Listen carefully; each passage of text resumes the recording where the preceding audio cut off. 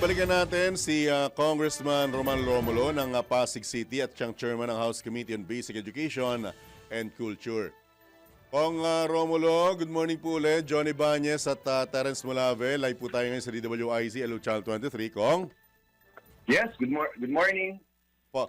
Right, maraming salamat po sa pagkakataon at dahil muli ka naming inabala, dahil as usual, tungkol po sa mga mag-aaral ang ating pag-uusapan. So, sir, with regards sa proficiency rate, sinasabing bumababa raw at patuloy na bumababa from grade 3 hanggang grade 12. Ano pong reaksyon nyo dito, Kong? Yes, good morning, John, Drew. Siguro, para konting konteksto lang. Tama po yun na base dun sa data na nakuha ng EDCOM2. Ito yung data na nakuha namin dun sa ELNA. Sa NAT exams na binibigay sa grade 3 at ELNA, grade 6, 10, 12, yung NAT, ay bumababa yung proficiency rate.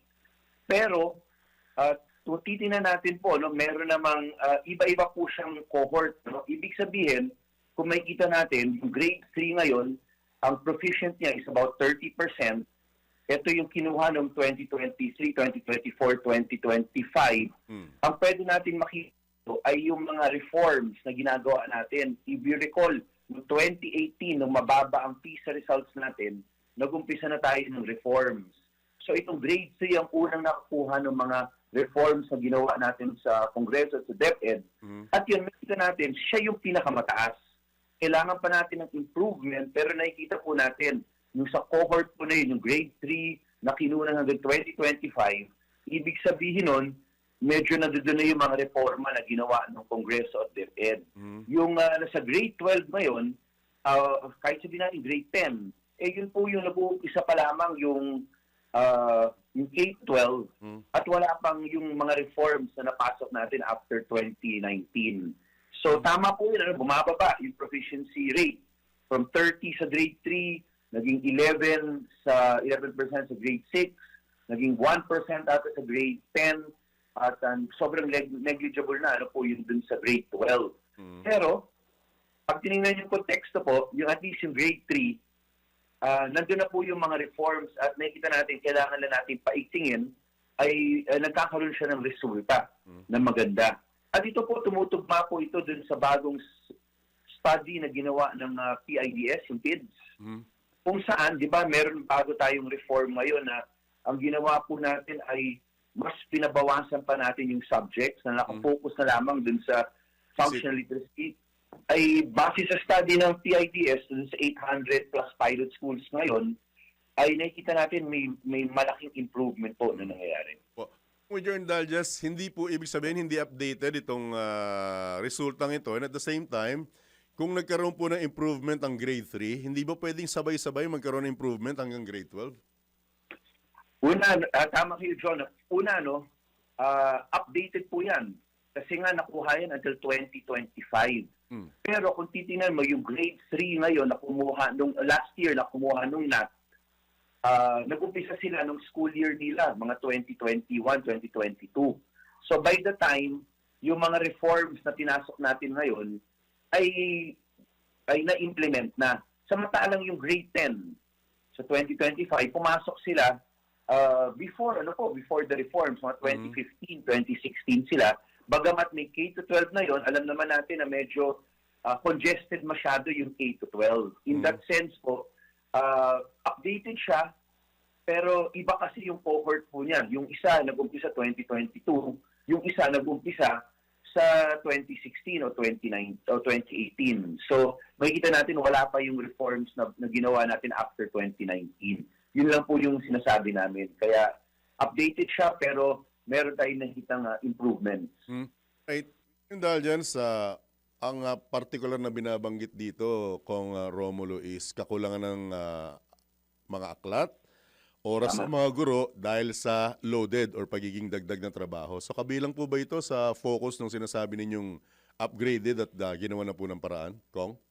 Yes, tama po kayo, Sir John. Una sa textbooks. Dati po, it would take about 2 years para makaprocure ng until delivery ng isang libro, isang textbook. Ngayon, nabawasan na po yan ng DepEd under the new reforms to about 3 to 6 months na lang. Paano po nila nagawa yun? Dati kasi po, yung buong proseso po nila, inuuna po nila tingnan yung curriculum. Base sa curriculum, gusto nila maggumawa ng bagong mga libro base dun sa curriculum. Pero ngayon, yung bago na ginagawa nila, titingnan nila yung curriculum, titingnan na po nila yung mga existing na mga textbooks. Titingnan nila kung yung nagmamatch na po. Hindi naman kailangan laging bagong-bago yung textbook na yung bagong, hindi bagong print, pero bagong gawa. Basta meron ng existing na nakapaloob na dun yung curriculum, yung competencies, gano'n na po nilang ginagawa. Kaya pati sa procurement ng textbook, mas madali, mas mabilis. Pangalawa, yung tungkol sa overloaded yung ating mga guro. Di ba po, ginawa natin, una, in fairness po, nabawasan yung competencies. Pangalawa, ngayon, binabawasan na natin yung subjects. Ang dami masyadong subjects na tingin natin hindi naman nakakatulong. Ang ginawa natin ngayon, katulad grades 1 to 3. Dati po, pagdating mo ng grade 3, 9 subjects na ang bawat estudyante. Ngayon po, maximum na ang 6. Kasi sinabi natin, dun lang tayo sa nakatutok sa functional literacy, yung reading comprehension, marunong magbasa, mathematics, at grade 3, kaya dumadagdag ng one subject, then nagkakaroon ng science. Yun po yung nadagdag na, kaya nagiging 5, 5, 6 po yan. 5 sa grade 1 and 2, grades 1 and 2, 6 sa grade 3. So pati yan po nabawasan natin. Ngayon po, yung curriculum hanggang grade 10, meron na rin po bago na binawasan na yung subjects. Yung 11 and 12 po, may pilot na about 800 schools na binawasan rin. Dati po, currently kasi po, 15 core subjects. Nag-pilot na po ngayon taon sa 11 and 12 na 5 na lang ang core subjects. Again po, nakatutok sa functional literacy. Yung iba, electives na po dapat. Again po, may birth pains rin yan, pero nakikita po natin na para mabawasan rin po yung load ng ating mga guro. At hindi po binanggit dito yung indulgence sa Kong Roman na may problema rin sa silid-aralan na dahilan para bumaba rin yung proficiency rate. Ibig sabihin, okay na yung bilang ng paaralan or kailangan pa rin dagdagan? At saka hindi po ba alarming itong resultang ito ng pagbaba ng proficiency rate, Kong Romulo? Yes. Una po sa sinasabi yung kulang yung classrooms. Tama po yan. Alam natin hanggang ngayon academic calendar, kulang ng about 145 to 165. Iba-iba yung number. 145 to 165,000 na classrooms. Pero Sir John, kung maalala po niyo, kami sa House of Representatives, pinasa na po namin last year yung expanded voucher system. Kasalukuyan kasi, di ba meron tayo, pag puno na yung isang class, yung isang DepEd school, yung public school, sinasabi natin, pwede ka na pumunta sa private school na malapit, na hindi congested, at may kalidad. Kasalukuyan po, ang magbakas, ang pinapayagan lang yan, grade 7 to 10, under the senior high school, meron na rin po yan, pero dyan ibinabago na rin po natin sa bagong batas dahil dyan po nahanap yung allegedly yung ghost students, Ang bagong panukalang batas sa amin po sa House na pasan namin ang third and final reading ay gusto natin kasama na ang grades 1 to 6 para buo na 1 to 12 na tayo. Tapos sinisigurado natin doon may mekanismo tayo na kailangan kalidad naman yung paaralan. At equally important, kailangan malapit dun sa DepEd school, hindi naman malayo kasi yun nga yung rason congested na o walang school. Kaya lilipat ka sa quality private school. Yun po yung para sa classrooms po natin. Kailangan po natin talaga ng tulong ng private schools. Kasi hindi naman natin, may problema rin sa buildable space. Hindi na natin makakapon yung number of classrooms na kulang na po natin. Medyo marami talaga. Plus, pag nagkakaroon ng natural disaster, din po nagkakaproblema tayo. Kong, paano? Sino magsha-shoulder nung bayarin from public na libre patungo sa private na syempre may bayad po yan, Kong? Yes, totoo po yun. Kasi nga, humihingi tayo ng tulong sa private schools at yun ang ginagawa naman natin sa junior high school ngayon, ano? Yun po, ang voucher po, manggagaling po yun sa national government. Aha. O libre. Hindi Libre. po, hindi po masasubsidize buong buo na libre, Mm. pero ang gagawin po doon ay i-adjust ng DepEd. Masigurado natin na kahit paano ay mag-survive rin at mag-survive yung private school. Kasi kailangan naman po rin talaga natin ang tulong nila. May susumbong lang kami, ewan kung covered mo pa rin ito. Kasi yung sa college naman ito Kong Romulo, with your indulgence.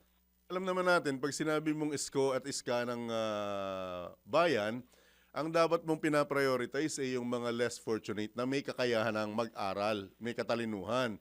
Pero pag sinabi mo ngayong isko at iska, mga naka-luxury vehicle, may sariling sasakyan, sariling driver, so napag-iiwanan yung mga nasa probinsya at yung mga nasa Metro Manila na more than deserving na mag-aral at mag-scholar ng bayan. Magagawa ba natin ng paraan yun, Kong Romulo?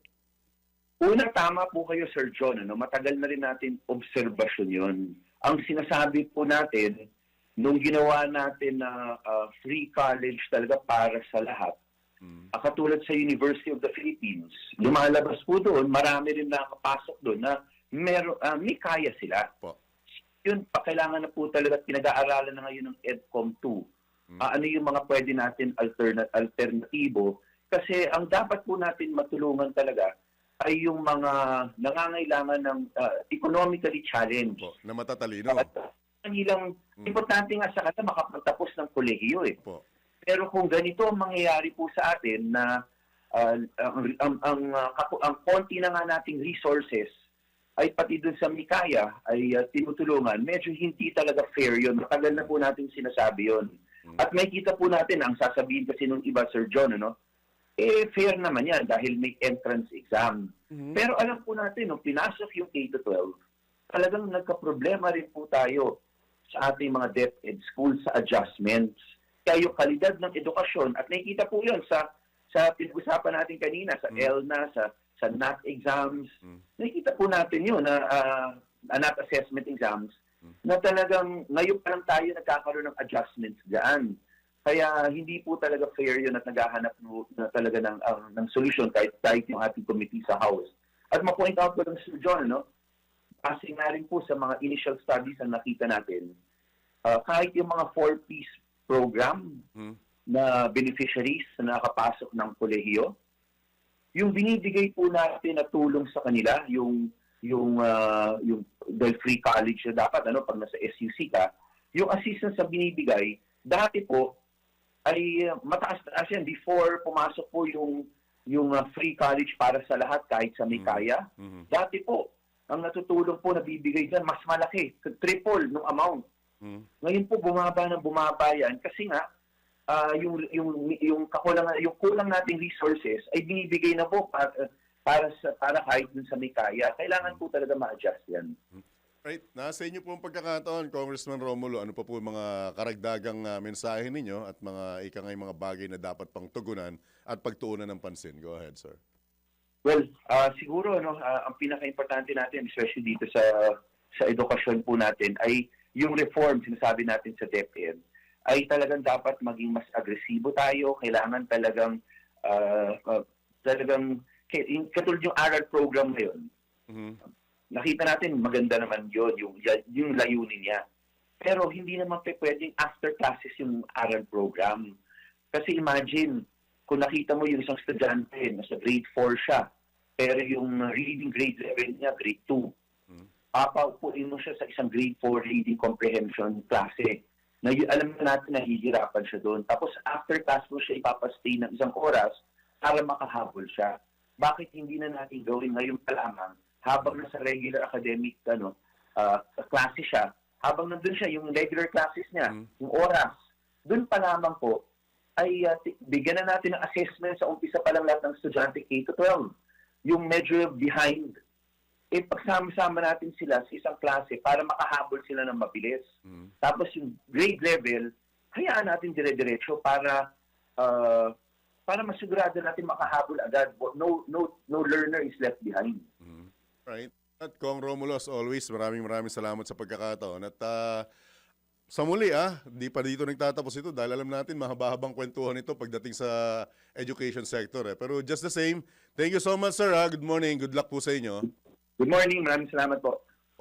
Po mga kabalitaktakan, si Pasig City Representative at House Committee on Basic Education and Culture Chairman, Roman Romulo.